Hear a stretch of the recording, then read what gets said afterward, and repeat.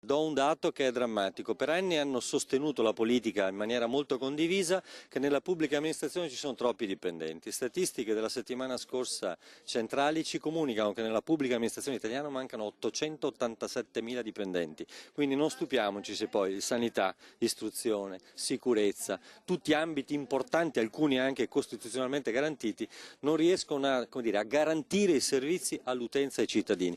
La situazione di carenza di personale scolastico è ormai al collasso. Ecco perché i sindacati hanno organizzato un presidio in via Muratori a Mestre. I cittadini devono esserne a conoscenza.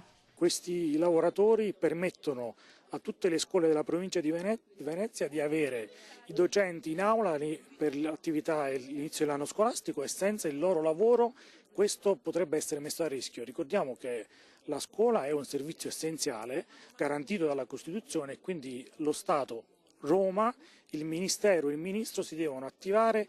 La nostra preoccupazione è quella che a settembre non si riuscirà a far partire l'anno scolastico. Pensiamo che questo sia un problema di tipo sociale, perché la scuola è uno dei servizi pubblici essenziali, così come la sanità, e deve essere assolutamente garantita. Purtroppo abbiamo la netta sensazione che questo tipo di servizio non potrà essere risolto, fornito fino in fondo. La situazione degli uffici scolastici del Veneto, in particolare dell'ufficio scolastico regionale e dell'ufficio di ambito territoriale qui a Mestre, versa già in una condizione di carenza strutturale del 55% di unità di personale e che con i prossimi pensionamenti se ne aggiungeranno un'altre 16 unità, compromettendo in maniera significativa la possibilità di un avvio dell'anno scolastico prossimo 2019-2020. Stiamo denunciando questa situazione perché a livello centrale la risposta è il silenzio. Questo è il problema gravissimo con cui dobbiamo dibatterci.